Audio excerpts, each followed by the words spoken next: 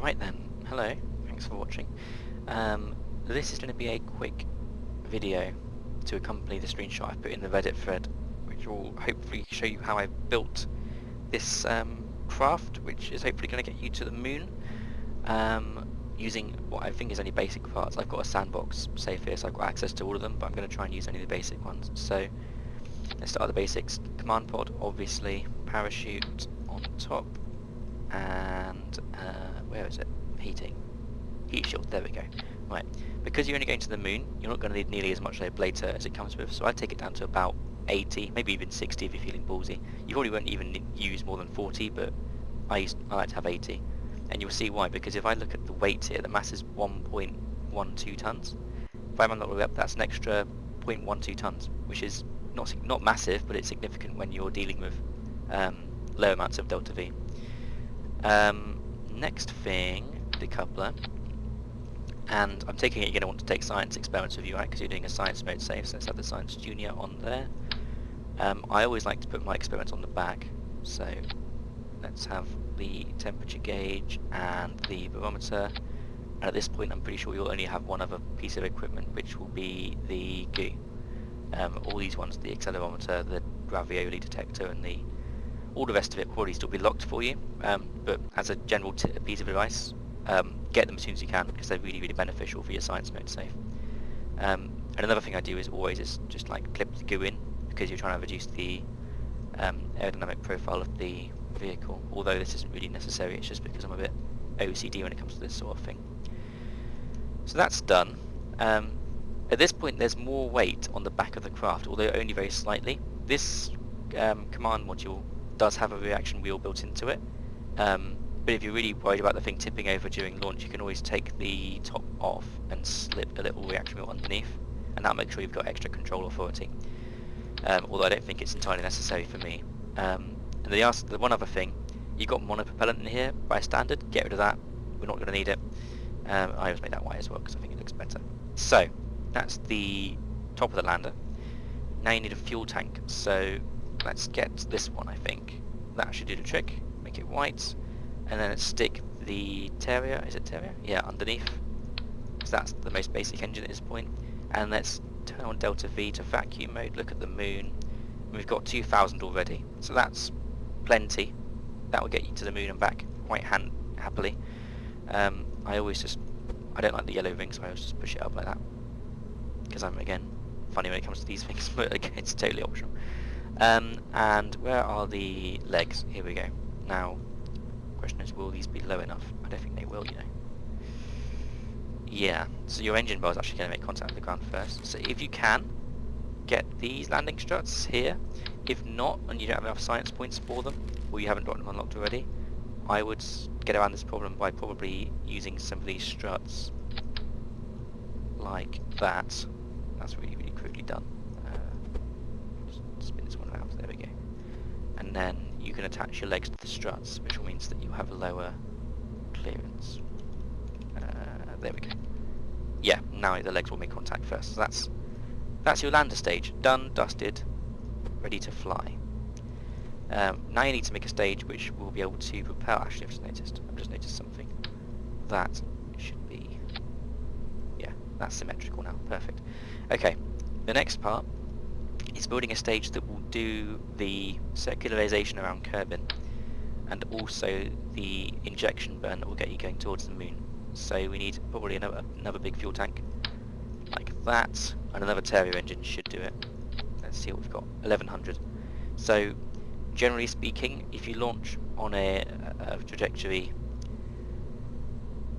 that gets you to the circularization point, the apogee, and you're travelling around about 1800, so that's 400 meters per second to circularize, and then it's about 850 to get to the moon, so that actually will not be enough. How am I going to counter that? Well, what's our thrust to weight ratio? Let's see, thrust to weight 5.29. So you still got like, we can still afford to slap more fuel tanks on this thing and not lose too much thrust. So I'm thinking, actually, let's try a small one. There we go. And then stick that on the bottom. Make that black, just for the colour correction. There we go. And now we've got 1300. I reckon that will be just enough. Although if you're really concerned, you can always make this one a that size fuel tank. And now, yeah, 1500. So that's giving you quite a handy margin for error. Bear in mind both of these stages now have probably got more than enough fuel in them, so if you make mistakes you'll have enough fuel to correct for your errors. So that's the space part of the vehicle. Last bit, arguably the most complicated, is building the booster that gets you to a suborbital trajectory. So what I always do is take the largest fuel tank, 2 of them, stick a swivel underneath. There we go. And that's now got enough delta V. We need to change this back to cabin and sea level. 1300, not nearly enough, and the thruster weight's too low. So how are we going to get around this problem? Boosters. Lots and lots and lots of boosters. I'm going to say could do 8, although I think 8's maybe pushing it. 6 should do the trick, and maybe we can use the hammers. Can we get away with hammers? Let's see. 6 of those. And clip them in a bit. I always like to put so you can't really see, but like the top of the decoupler is level with the top of the booster, which means that when you decouple it, it will fall away nicely rather than coming flying back into the spaceship and destroying something on its path down. There we go, that's the right height now. And let's put a nose cone on them. Where's the nose cones? That's payload. There we go. Okay, so now making sure that the engine fires with the boosters, we've got a thruster weight of 3.43, which is too high, way too high. If you try and launch with that much thruster weight, the thing's going to tip over immediately. So let's take the thrust limiter on the boosters down. 2.18, still probably too high. 1.6, that's just about manageable, but I always tend to aim for about 1.45, 1.4, because that's a safe number. There we go, 1.44 there on the TWR, thrust to weight ratio. So that will fly comfortably now, and that's got 1400 meters, and then this one's still got 650, which, I mean, this should get you up quite high. So let's take it onto altitude and make that, let's say, 25 kilometers, 829. Should do the trick, although if you're really concerned you can make these boosters more powerful, use the thumpers if you've got them. That's definitely a bonus. I guess we can probably fly this now, you know. The only other thing I'd do, just for the sake of structural integrity, is put a strut on each of these boosters and link it up to the top of your rockets. Now the whole thing seems a bit more strutted together, and if you've got auto strut enabled, use it. Auto strut is absolutely your friend in this game, otherwise things just wobble and fall apart when you're launching them. So auto strut, auto strut, auto strut, that's all strutted up, and then these 2 and that fuel tanks. Now the whole thing should fly quite nicely. Put Jebediah in it and you should be good to go. Let's see how we do.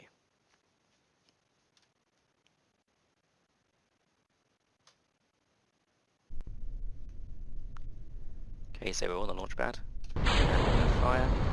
Make sure your engine's obviously at full thrust. And I'm sure you know how to fly a rocket, but for the sake of this video, I'm just going to play it through and see how we do. See if I can get to orbit with enough fuel to make it to the moon.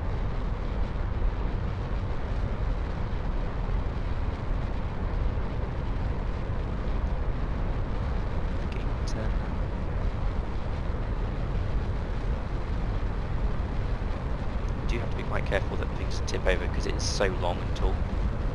So be very careful when flying it, just very easily bring it round in the gravity turn. It's now about halfway through this booster stage. When we decouple it, hopefully the main swivel engine stage will have enough thruster weight to kick it up high enough. Okay, come up now towards 10,000 meters. Sky.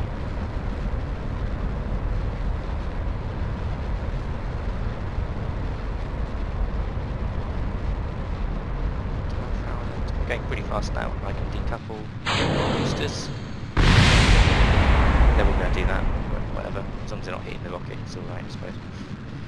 And now we're still flying, comfortably here on the swivel. This has got how much thruster weight now? 1.6, yeah, so we're doing comfortable numbers. Although we're going to be still going quite slowly, I think, when we get towards the suborbital point in our trajectory. So that's immediately got me concerned. But we'll see how we do.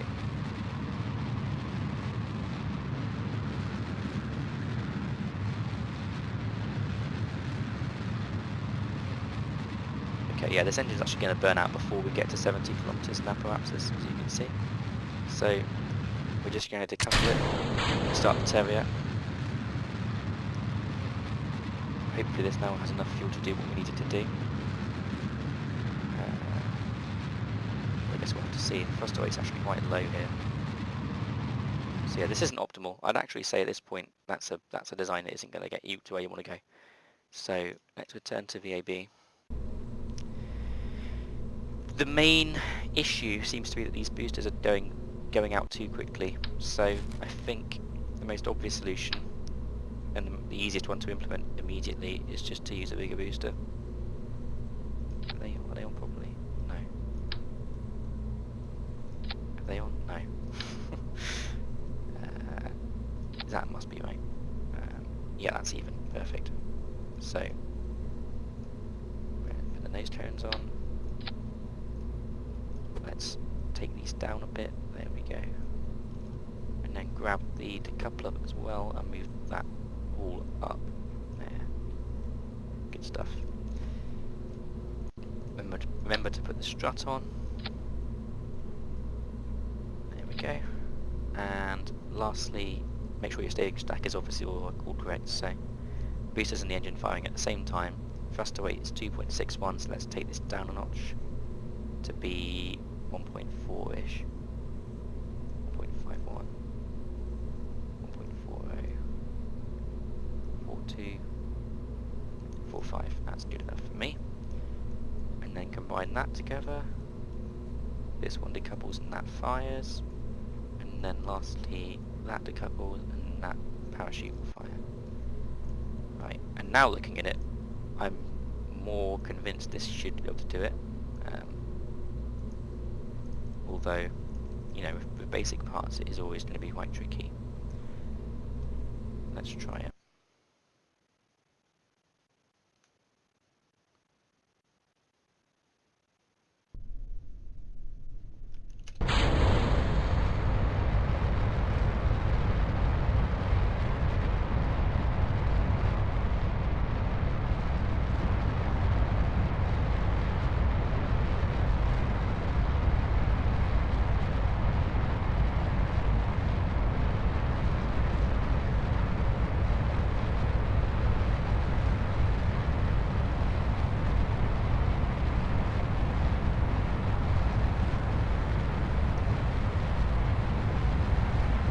This is looking better already, but I'm still not entirely sure if it will get to curb in orbit. We'll see. Well, it will get to curb in orbit, but will it get there with enough of a margin on the fuel to then get to the moon and back? That's the question.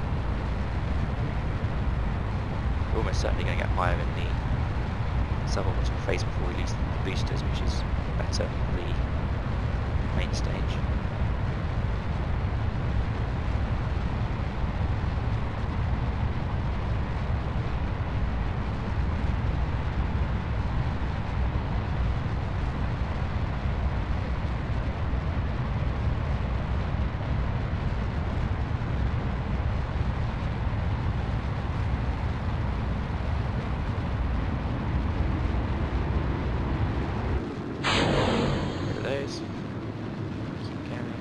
Now, yeah, we're going to get to a suborbital trajectory.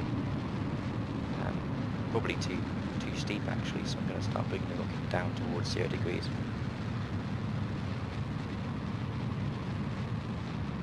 Because pretty soon this stage is just going to be dead weight, so we don't really want to be bringing it too high with us. But already the orbit numbers looking good here. Yeah, I'm feeling good about this one. Let's bring it back up to prograde. Take off the throttle, get this. Get it up towards the apogee, which is 80. Tend to aim for 75, but 80 is fine too.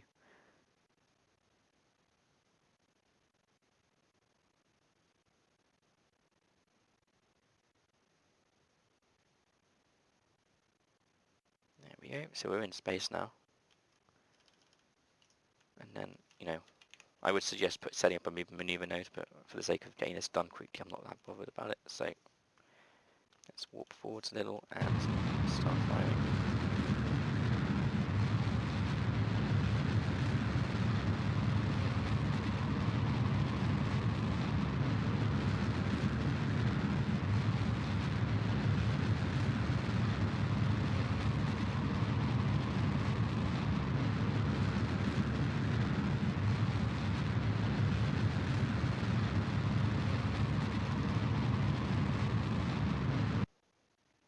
Okay, so we're in orbit, and we've got enough fuel here to make the moon injection burn. And if you don't, then just decouple and do the last bit of the lander stage. That should get us to the moon pretty straightforward flight path. Let's see. For the sake of saving fuel, I always suggest just playing with the maneuver node.